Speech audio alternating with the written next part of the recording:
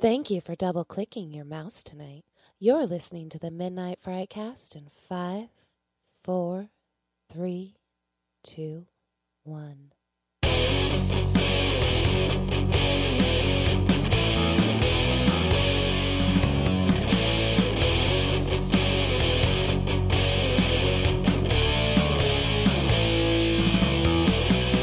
Hey everybody, welcome to the Midnight Frightcast, episode number 91. We are new in the new year, 2021. Patrick is laughing at me and I don't care.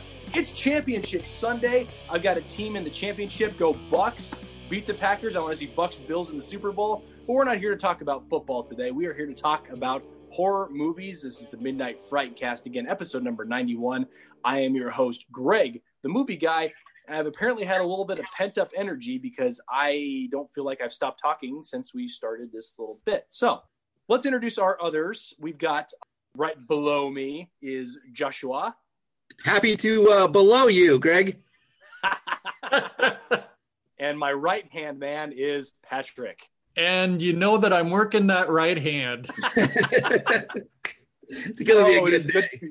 It is good to be back. It is good to be back. Let's get rocking and rolling here. We're going to start out. We watched a trailer. When was the last time we watched a trailer? Forever. It's been a long time. But a trailer dropped, and we watched it. It looks interesting. Let's talk Godzilla versus Kong. Who wants to jump in? Josh, jump in. Hey, man, I am super stoked for this movie. I was not a huge fan of, the Godzilla movies. Kind of sort of like Skull Island. So separately, I'm these are okay. Smash these fuckers together, throw me all in, because this is going to be a 2.5 hour, 3 hour popcorn film that I can't wait to see. So, I'm not going for a whole lot of look at the actors in this movie. Smash me some King Kong, smash me some Godzilla, and let them duke this shit out. That's all I want to see. And the trailer brought all of that. I am 1,000% in on this movie. Awesome. Patrick, what do you got? Yeah, I wish that we could have been recording because you guys had seen this, the trailer before I had seen it. And I had to turn my head to the side and watch it. I muted it and you guys were still talking. And it would have been fun to hear you guys respond to the way I was responding to the trailer. Because when I was looking at it, I'm sure I was in this state of awe. This trailer is fucking awesome. It's a movie that I have to see on the big screen. I'm sorry. I don't know when it's being released for sure. I didn't see a release date, but to see this on the small screen, to see it on a TV is not going to do it justice. This thing is beautiful in the trailer. I don't give a shit what the story is. I mean, I'm sure we're just there to see Godzilla, Kong beating the shit out of each other. I think this is what the movie Rampage, based on the video game, wanted to be. Mm-hmm. And they didn't do bad with that movie, and I'm not going to talk too much on it, but it was decent. I think this is where they wanted to be, and now we finally get it. I enjoyed Skull Island. I thought it was probably one of the better Kongs, and I know Josh is going to murder me for saying that because that's against his Peter Jackson Kong. Yeah. But I really enjoyed at least the first Godzilla. The second one was a popcorn film. It was all fluff, no substance. It was just go into the movies and just be awed by what was on screen. And I think that's exactly what this is going to be. Two mega monsters beating the ever-living crap out of each other. And I am so on board to check this one out. I am super excited. I think it's going to be a fantastic watch. Now, the thing is... Go ahead, Josh. It's going to be a dual release because... it will go theatrical, but HBO Max is going to get it too, and they're dropping on the same day. So again, if you're not comfortable going to a theater, although you should see, like Patrick said, this on a big screen, watch this shit on HBO Max. It's going to drop same day. Now, I think it would have been interesting if they take this movie and release it as two separate movies, depending on which camp you're in. If you want Godzilla to win, if you want Kong to win, it'll be interesting to see how this movie pans out. Yeah, I'm excited. And they did show, I feel like there was a glimpse of Mothra in there. They did show, there's some Easter eggs in there somewhere too that I'll be curious to see how because Kong was beating down some pterodactyls with pterodactyls or something like that. It was I think they're gonna bring the best of both worlds into this movie. I think they're just gonna throw everything at the audience, which bonus for us. Yep. Yeah, we all win on this one. So yeah, absolutely. So yeah, definitely check this one out with us. I agree with Patrick 100%. You know, with the quarantine and all that, seeing movies on HBO Max, I mean, that's awesome that they're releasing brand new, but there are certain movies you have to watch in theaters. This is one of those movies. So I'm excited. I mean, the sights and especially the sounds, you're just going to miss all of that in your TV speakers, or if your sound bars, you're just not going to get the same experience for a movie like this. Does anybody know who the production company is on this? Are they the same ones that did any of the past Godzilla, Kong movies? I didn't catch who it was, and I didn't look up. Don't know. I can only imagine, because of the actors and the crossover from the Godzilla and the Kong movies, it's the same company. It has to be, or they have to be somewhat attached, because, like I said, they're bringing actors back from both franchises. So I can imagine if it was a different company, they would recast. Yeah. So, but I'm just glad it's not going to be like that Peter Jackson abortion that was Skull Island or whatever that was. That wasn't Peter Jackson. Peter Jackson did not do Skull Island, so do not blame him for that. What was the one he did? He did the remake of the original King Kong. Okay, well, that one, not Skull Island, that one. Which we're gonna penalty box your ass here in a second, Patrick. God damn it. That's Josh's baby, man. You can't talk bad about that Kong. I'm a fan. So we're just gonna move on to news, Greg. Move on to what? Move on to what? What? Here comes that theme song. It's the news. News. I'm not even mad. This is fantastic. That one was for you, Maddie, if you're watching.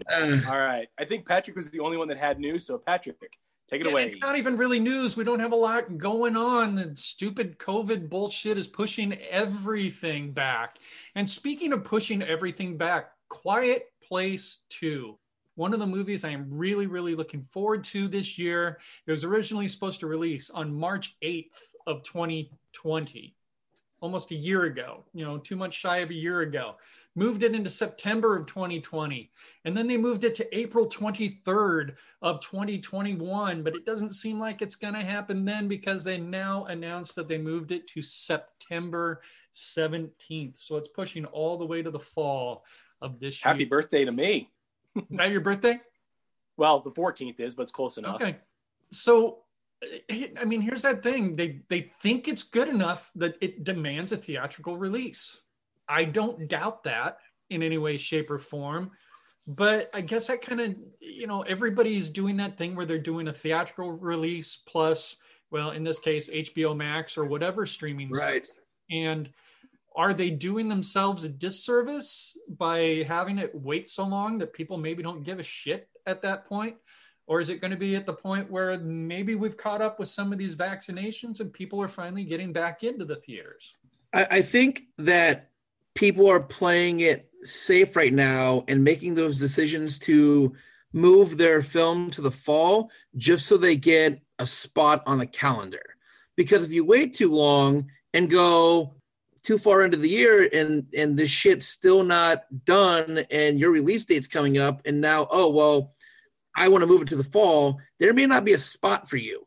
So if you make that decision in January and just kind of, call it early, they might just be playing it safe just so they get a spot. And, I don't think that you could release Quiet Place 2 next year and people are still going to, that movie was so big, people are going to go. It's these smaller films like, Antlers and stuff like that. These films that are not like a sequel or a remake, that are original films. Those are the ones that you got to kind of worry about getting a spot this year if this stuff isn't over with. And Antlers is like my biggest anticipation film this year.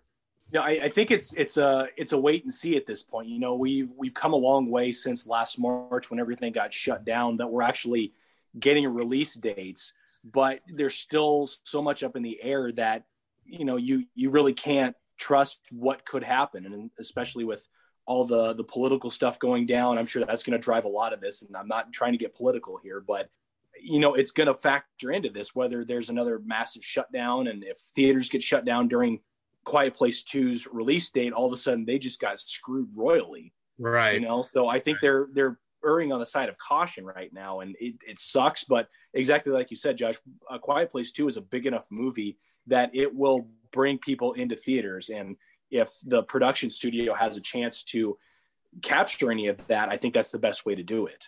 You go and look at films that did come out during the shutdown or during like the limited space in theaters. Like Christopher Nolan did Tenet last year, and that movie made no fucking money, and it's Christopher Nolan. So if that's the line, the ballpark that you're kind of going off of, don't release your fucking movie, because nobody went to that movie. They're not going to go to yours. Right. That's what's said. Pushing it back as far as you can, I think, is the safest thing to do at this point. Yeah. All right, then. The second bit of news that I had, and we had questions about this. We talked about this a little bit earlier, but John Carpenter and his wife have signed a deal with Serial Box to develop multiple horror audio shows and podcasts over the next 2 years, which will fall under a new John Carpenter Presents banner. Now, John Carpenter hasn't directed anything in well over a decade, but he's going to be doing this audio show / podcast. And the questions we had is, what's the difference? Yeah. Somebody answer that question, please. Yeah, if someone can answer that question for us.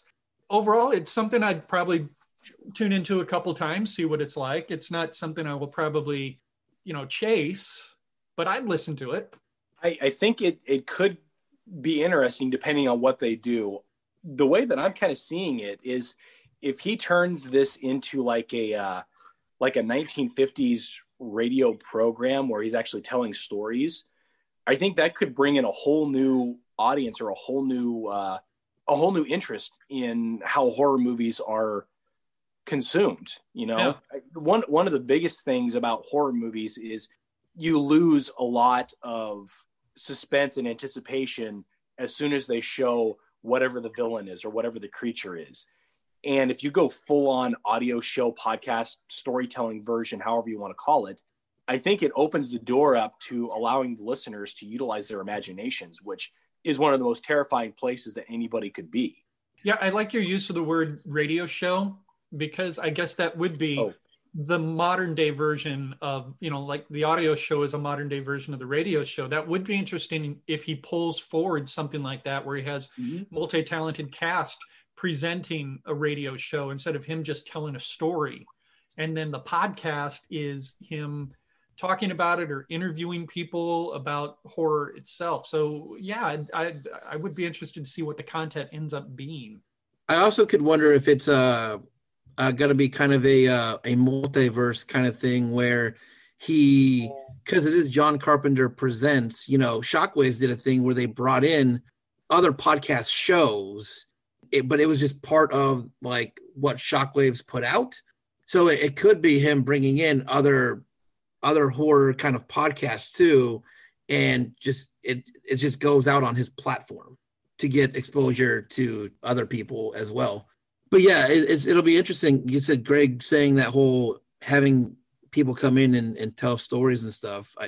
John Carpenter can do anything at this point, and I'd probably listen to it. So, Yeah, and I found it interesting. It says over the next 2 years. It wasn't clearly defining, is he going to provide 2 years worth of content, or is he providing the content and they're going to be releasing it in 2 years? It was kind of ambiguous, but it kind of sounds like it's going to be about 2 years worth of content.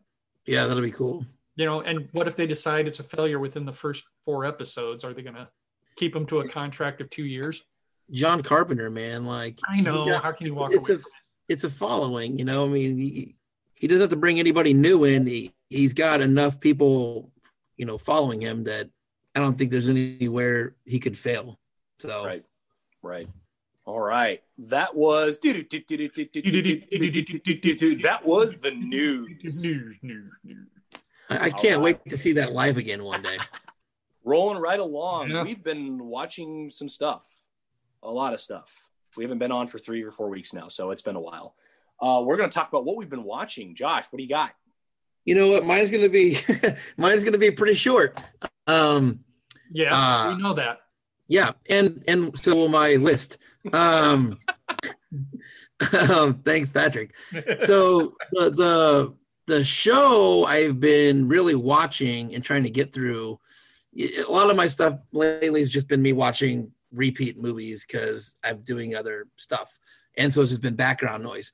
But I've been watching a show on Hulu, not horror, with Elizabeth called Pen 15. Has anybody checked that out? Did you watch that, Greg? I've heard of it, but I want to check it out at some point. It's crazy. And I can't like relate to any of it, but Elizabeth thinks it's really funny if you know what it's like to be a 13, 14-year-old girl in junior high. And I don't really know quite what it's like. Some of the stuff goes over my head, but it go ahead, Patrick. No, I was going to say, when you said Pen 15, I had no idea. I thought you said 10-15, but then when I realized you were talking about penis, yeah, I understood what show you're talking about. I've watched all the seasons. Okay, well, what did you think? I love it. Yeah. Knowing the fact that it's 30-year-old women, 2-year-old women playing middle schoolers. Yeah. Fucking pull it off. It's amazing that they pull it off. And the rest of the actors are middle school aged actors. Yeah. I mean, I really enjoyed the show. The last 2 episodes of season 2 are the ones that I appreciated the most because it's junior high kids doing a theatrical production, a play in junior high. And I was that kid. So all the stuff behind that I found hilarious. Yeah. And you don't realize how good of actresses these ladies are until Maya, she's practicing her monologue at home, but all of a sudden is her as an adult performing it. Right. She fucking nails it like nobody's business. And I went, holy shit. It's really great. It's a Hulu original. And I'm not going to lie, season 2 ended, and I was already looking up when does season 3 start because it's actually a really fun show. Mm-hmm. And it was different than anything else that I've ever really kind of watched. So Pen 15 was the newest kind of thing that I've checked out. That's me. All right. Patrick. I haven't been catching a lot, but things that stand out for me is The Kaminsky Method. I've been catching on Netflix, and it's Michael Douglas and Alan Arkin are friends. Michael Douglas plays an acting coach. That's The Kaminsky Method, and it's about their friendship, and it's just really sweet. And it's right now 2 seasons long.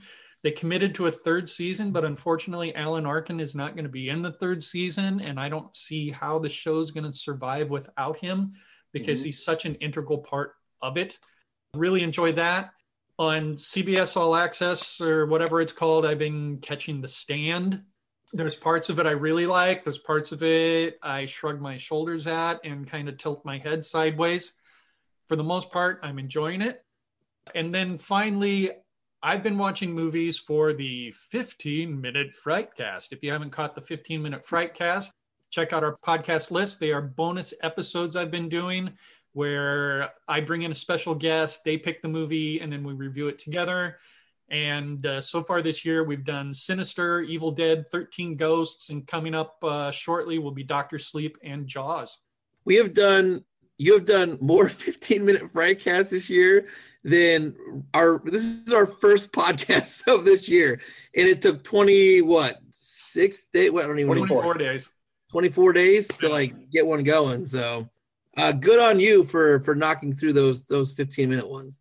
That's all right though, because we're always looking to put out content, especially when we have these long breaks in between our main shows, and that's an awesome thing that you're doing, Patrick. It's been a lot of fun to check those out. Yeah, they go by pretty quick, and it's fun having somebody in there and them picking the movie instead of us. Absolutely. So as far as me, I've been watching a lot more than I probably need to, but you guys ever get on a kick where you just have to watch like a series of movies or a bunch of movies with the same character or same actor or something like that? Yeah, sometimes. I've been watching old Adam Sandler movies. Uh-oh. Okay. And I mean, he's not like the most phenomenal actor, but some of his old movies, Happy Gilmore, Billy Madison, Little Nicky. What else have I watched? 50 First Dates, Mr. Deeds. They're stupid funny, and they're nice to have on in the background. So I've been plugging through those, and the beginning of the year, I actually wrapped up watching the entire Star Wars saga, all the movies, none of the series, but I watched episode 1 through 9, and God, I remember why I hated episode 1 through 3. Oh, those were terrible, absolutely terrible.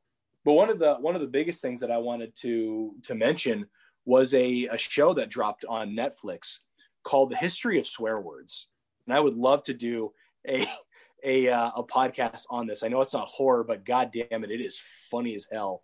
Hosted by Nicolas Cage, and they go down and they break down the mothers of all swear words and their history of them, how they're utilized, the best way for utilization. You just have to watch it. History of Swear Words on Netflix. Highly recommend. I think we decided that we're going to pull the trigger and do the cast for that, or at least the topic of that. The topic, yeah. Yeah.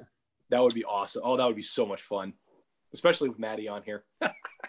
I think measuring that up with what is it, the George Carlin's like 6 lists or 6 the words you can't say on TV. Yeah. I could rattle those off real quick, but I'm choosing not to. Yeah, that might not work. You're the one that has to bleep I had that out, bit man. memorized. I love that. That's a great bit. I had that on LP. That's how old I am. All right.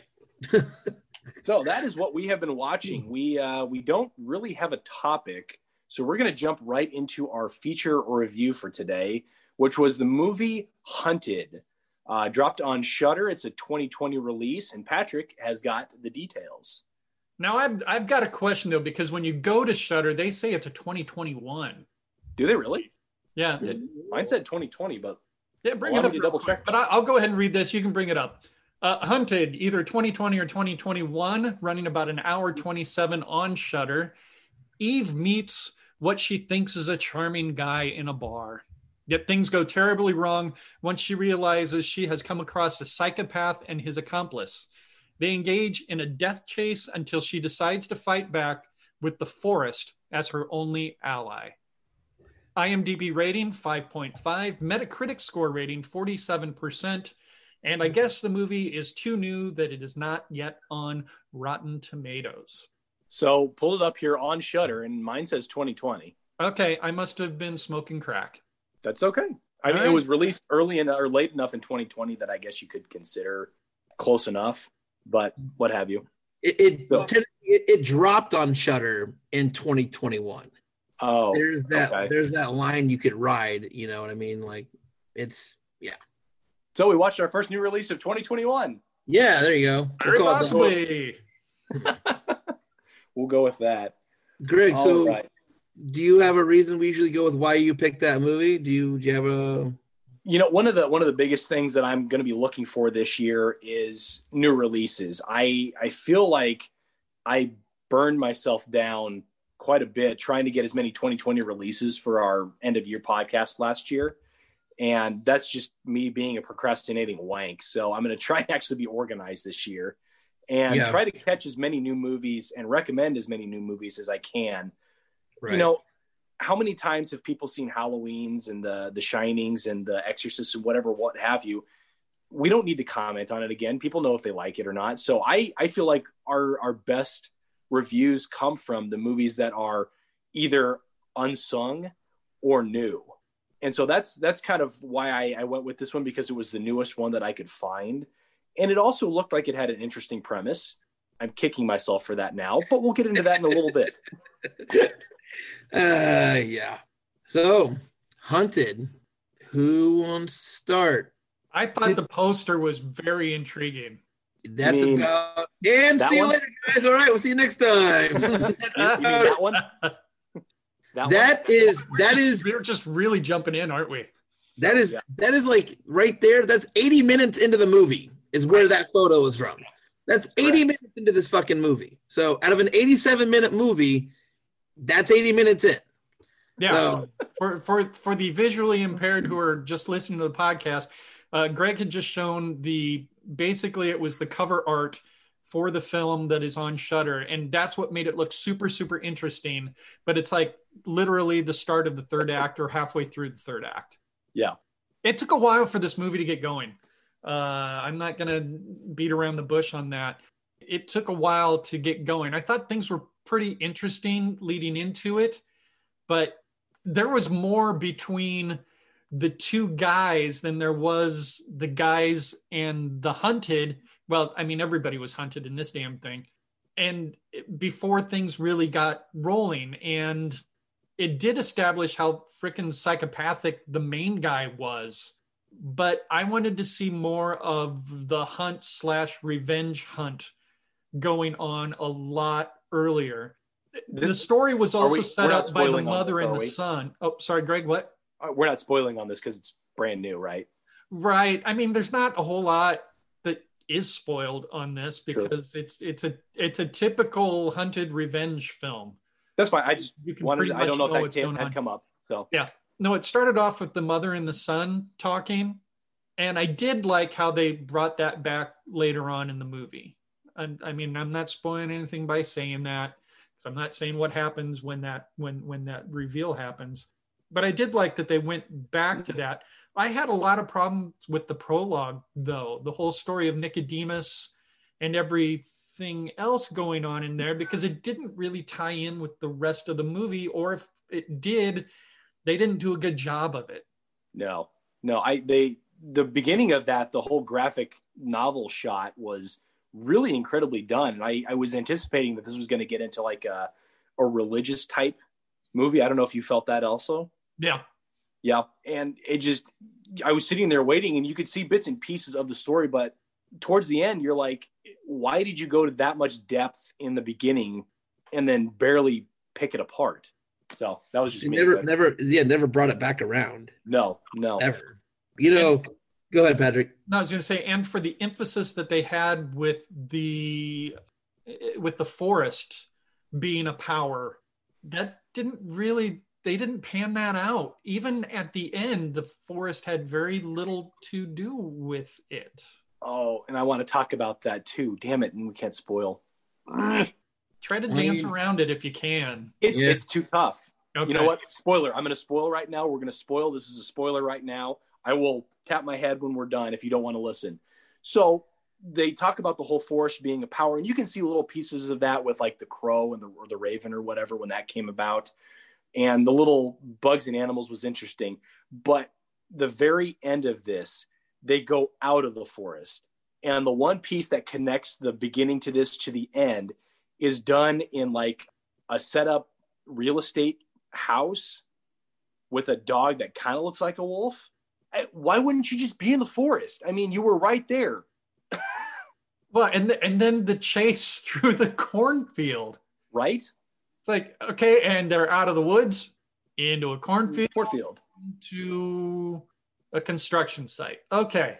All right. Well, so much for the forest being the ally. Right? Yeah. They had a great premise. I thought the story started really strong. They had a good premise. And about the time that the antagonist, the main killer dude, I didn't catch his name, I don't want to know it, and his horny, nervous little buddy were riding in the car and they tried to make out. It lost me. His horny buddy. I like the story just kind of went at that point. Like, why are you trying to give this killer development? I don't want development in a killer. You know, go back to the chick that's in the trunk. That's where your development needs to be. And when it comes to names, by the way, Greg, it's the guy. Yeah. Oh, really? That's his name? Yep. The husband. All right. The pregnant wife. The huntress. The only one who was really given a name was Eve. Okay. So and that's the main actress. Okay. You know, you brought up the mother and the son at the beginning, Patrick. Yeah. And they didn't even so that you got that in the beginning, but they didn't even touch on those characters again. It was like 75, 80 minutes into the movie. And by that time, I had forgotten those people even fucking existed. That came back around and I was like, who the fuck are these people? And then I brought it back around and I remembered who they were, but like they stretched that out really far into the movie before they brought those people back around again. I was actually okay with that. And then the reveal with the flashback, because you still didn't know who it was when Eve came upon the campsite. You still didn't Yeah. know who those people were until the flashback. Yeah. And then I went, oh, holy crap. Okay, well, that took some time. Yeah. So I don't know. So an 87-minute movie that did not get going until about the 60-minute mark. And by that time, I was way over this movie. And said if you're gonna so many of these movies exist now that if you're gonna make this kind of movie, you better bring something original to this fucking kind of movie, because it was super cookie cutter and just generically boring to me. And there was no chase, there was no revenge, there was nothing happened as far as I'm concerned in this movie. And I kept waiting. So the last 20 minutes of this movie is a fucking blast for me. Like, I was like, okay, something's happening now. It doesn't make any fucking sense, but there's something going on now. Give me a full-on melee for 20 minutes. I'll be entertained. Sure. Right. But I feel like this story has been told much better in other movies. And the one movie that came to mind, and I'm sure I'm going to shock the hell out of you guys that this story was done better, was the movie Revenge. Revenge, yeah, 1,000%, way better. Again, Revenge and MFA and Go Back to I Spit on Your Grave. Like, this movie is done 1,000 times better. And the only thing that was different between this and any other hunted style movie was the introduction of the animals that were supposed to be aiding her upon her way. And even at that was pretty weak. Did you get the Red Riding Hood? Yes. Thing? Yes. I wanted to bring that up. Yes. Thank you. Yeah. Sorry. Did you get it though? Did I miss it? No, I understood what they tried to do with the coat that she was wearing. Sure. Right. Yeah. But to me, that's just a reference. And you're going, oh, okay. Red Riding Hood. Not necessarily, because, she gets cornered by the wolf who's dressed up as her grandmother. And the guy, you've got that character as the wolf. The hunter was the kid who came back to avenge his mother, who apparently took an arrow to the temple and survived. Spoiler. Yeah. I think we're beyond that point. Yeah. But it had all the little elements in there. But yeah, I picked up a lot of derivation, pick the word, of the Little Red Riding Hood. I'm glad you caught that, Josh. Yeah, the problem that came in with that, though, is that the wolves were supposed to be on her side if you're still using that forest analogy. But that's where it was derived. It's not a direct representation. They took pieces and they twisted it, and that's why I said the guy is represented. Damn it. I know what you're saying. He's the wolf. He's the wolf. She should have skinned that motherfucker and wore his skin home if she was going to do a Red Riding Hood reference, as far as I'm concerned. Make something, like, interesting to watch. Yeah. Now, I will say, I got to throw some positives at this somehow or another. I will say the acting was pretty damn good. The guy who played the guy, he wasn't over the top for me, but he did some things that could have been taken over the top. Mm-hmm. I think he did a pretty good job. I think the weakest was probably the mother. Is that what she was called? I have no idea anymore. Yeah. She was probably the weakest at telling the story at the very beginning, but that didn't bother me at all. No, I take that back. The not the sales representative, the guy at the real estate agent. No, the guy at the gas station. Oh, the really friendly, weird. Yeah, the guy. Super friendly. Oh, yeah. You should say guy. Yeah. I think he was probably the weakest when it came to the cast, but I thought the woman playing Eve did a nice job. I thought the accomplice did a nice job. Acting overall was pretty good. I thought the cinematography was fine. There just wasn't anything outstanding. There was no substance to the story. They had a premise, and I don't think they ever filled it, because I agree with you. Her acting was good. His was decent until they tried to give him development, and the cinematography was absolutely stunning. Absolutely loved that. Beautiful looking story. They had nice setup shots too in between the scenes. Yeah, so this was a Shudder original, I think, and it's the first, I think, Shudder original that I've been, like, really bummed on, to be honest with you. But hey, it's the start of the year. It's got to get better. You're right. One would hope. Yes, way to put a positive on it, Patrick, because the acting was, you're right, was fine. Yeah. Yeah, not every Shudder movie can be host. Right. True. Right. Very true. All right. Anything else anybody else wants to add? I don't think so. Well, we rate on a 3-level scale. The wow, I can't even remember what we rate on. Scare Gore factor. score, the fear factor, and Fear factor. our overall rating. Would you recommend it to a friend? Yes, that's what it is. I apologize. It's like I took a paintball to the face and survived. Wait a Just minute. saying. That was another scene that just confused the hell out of me. This guy's walking around bleeding or whatever, and none of these paintball people stop to see if he's okay. Right? Also, The chick takes a pellet to the face, and nobody stops to see if she's okay. and all of a But sudden, she is okay. After taking a paintball to the face. and all of a sudden, I thought I was watching Braveheart. Right. That's true. That's true. That was the first thing I thought of. I was like, oh my God, this is Braveheart now. This is way better. It was a nod because they had the one Scottish guy in there. They had to nod William Wallace. Yeah. All right. Fear factor or fun factor was the other one. What do you guys rate on, Josh? Wait, which one should we rate on? Rate whichever one you want. Have we done Gore Score yet? No. Are we starting with the fear factor or fun factor? What are we doing? Okay. Fear or fun factor? I wasn't afraid and I never had any fun. So I'm going to go ahead and give it a 1. Hey, you're a poet. That's fun. I know. Patrick, what do you got? It's pretty low for me as well. The fear factor was nil. So I have to give it a 1. If I give it a fun factor, probably about a 3. I will give it a 2 on fear factor, maybe a 3. We'll say 2.5. Just because I was able to sympathize. I don't want to say that way. I could no, I don't want to use that either. The situation that the main character was put in had me nervous. And so I felt the fear for her because of the situation that she was in. So I'll give it a 2.5 because of that. Gore score, Josh, what do you got? I'm going to roll around a 2. There's a couple of spots in there that, like, there was some blood, there's some gore, but nothing that I was like, this is awesome. So I'm going to go 2. Patrick. Probably about that same level, 2 to 3.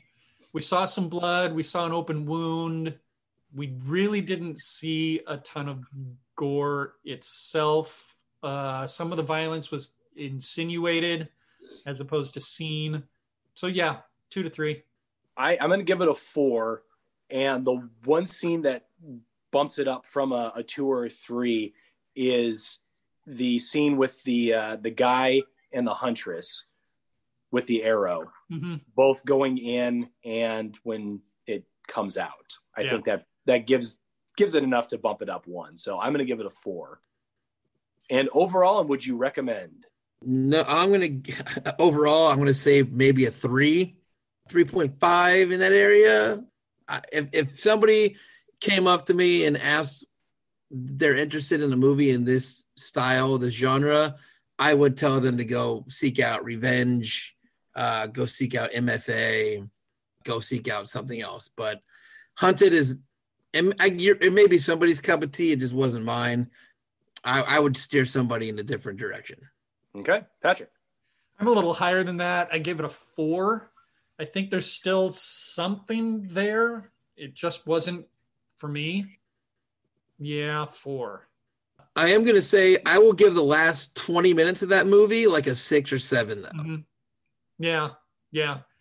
Would I recommend it to a friend? I think I wouldn't go out of my way to recommend it, but if they said, hey, I'm going to watch this, what'd you think of it? I'd say it's probably worth a watch. Yeah, that's it. Big old meh from Patrick. Yeah.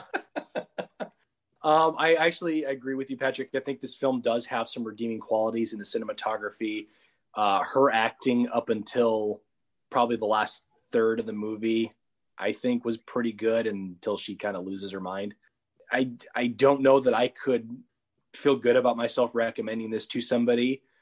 it might be worth a one watch, but just be aware that's probably 87 minutes you're not getting back. So the last third of that movie is when she actually started acting. You know what I mean? Like that that second act, that middle point, it was just her walking around. Like there's nothing for her to do. But they didn't have anything for her to do. That was the problem, because they spent so much time between the guy and the accomplice. Yeah. So you go from one extreme to the exact opposite, where she's fucking nuts and the tables have turned. So so that midpoint for me, there's just nothing for her to do. Like it get ramped back up in that last act when, again, without trying to give spoilers, but when that point where that mother-son point hit, that's when all of a sudden like she had shit to do again. But there was a giant stretch in that movie where it's just watching her walk around. I mean, it's you're not wrong, but I mean at that point it's more her survival versus the elements versus, I don't know. I might be making stuff up in my head, but I feel like at that exact same point was where she kind of lost me, when she's trying to rip the rope with her teeth.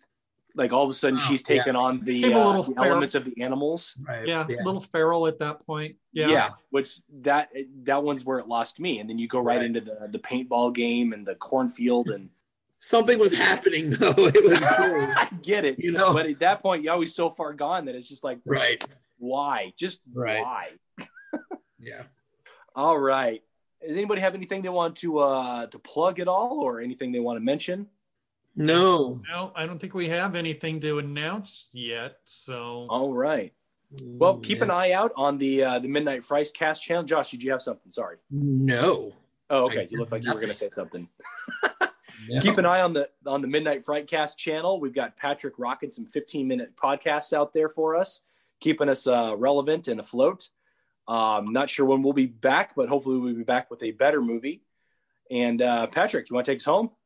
So if you're a fan of the Frightcast, and we know that you are, make sure that you head on over to iTunes or whatever platform that you are listening to us on, and make sure that you rate and review us. You can find us on all of the platforms, social and audio. We're on iTunes, Google Play, Google Podcasts, Spotify, Stitcher, all of those, as well as Instagram, Facebook, and Twitter. Also, make sure that you check us out online at midnightfrightfilms.com. All right. Thank you all for stopping by. This has been episode number 91 of the Frightcast. Want to give a shout out to Emily, Matt, and Tyler, who've been blowing up our comment section. Thank you for contributing to the comment, or to the conversation here. We will be back again at some point with episode number 92. I am Greg, the movie guy, with Josh and Patrick. We'll catch you on the flippity flip, people. Go Bucks.